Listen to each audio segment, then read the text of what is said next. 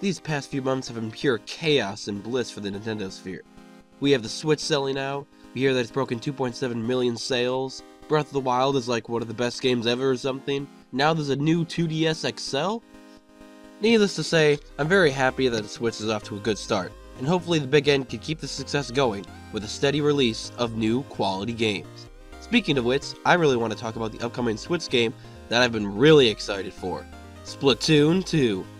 As soon as this game was announced at the Switch reveal event, I was stoked. I knew I was going to buy the Switch then and there. Of course, I would have to wait until July for the game to be released. But at the rate the Switch keeps selling out, I probably won't even be able to get the Switch until July, so, yeah, no problem. In any case, Splatoon 2 is coming, and we need to prepare.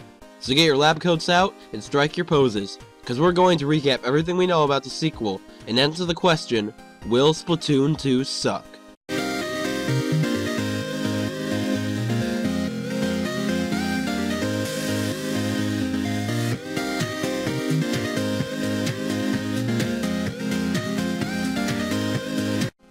Now obviously the title is a bit hyperbolic. There's almost no chance that Splatoon 2 is going to be a legitimately bad game.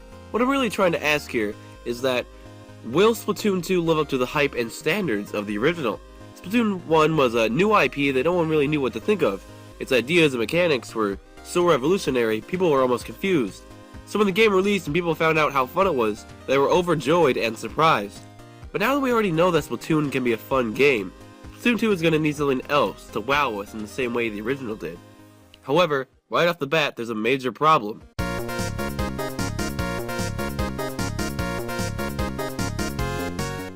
Look at these videos. Could you honestly tell me which one is Splatoon 1 and which one is Splatoon 2 if you hadn't memorized the imagery of each and every trailer? The videos that Nintendo are releasing seem to show that Splatoon 2 is running off the same game engine, or pretty much the same one as the original. So the base game of Turf War and the other modes will be there, and the grievances of rotating stages every hour are still there, and weapon layouts will probably still be locked when we enter a match. Needless to say, the user-friendly settings available in other modern shooters probably won't all be there, just like last time.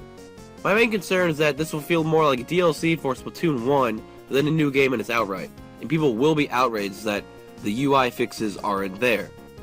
Overall, if this game is so similar to the first, it'll just feel like it's not worth buying a whole separate game. That is, however, if the new features don't wow us. And believe me, there are some cool new things that could be in Splatoon 2.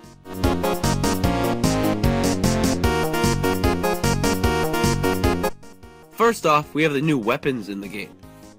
Now, the only new main weapon they've showed so far are the dualies. Now, these actually seem like a great new addition to the game. They're unique, they have special mechanics, and I can see them having a valid role in the metagame. I can also foresee people complaining that they're OP, just like they used to do about rollers.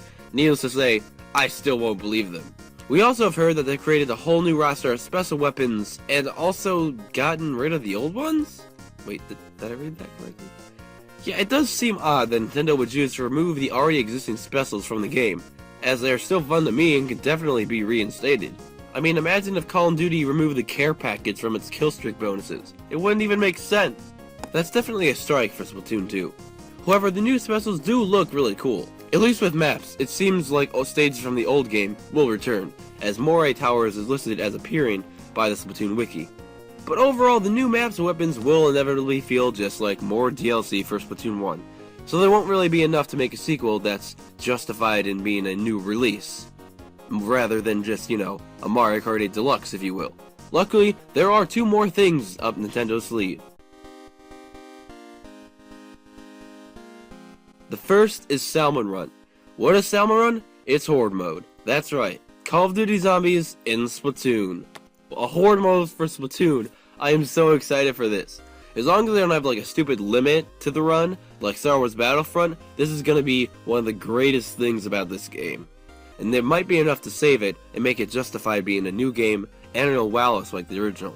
But there's one more thing that I think could really set the game off to a higher standard.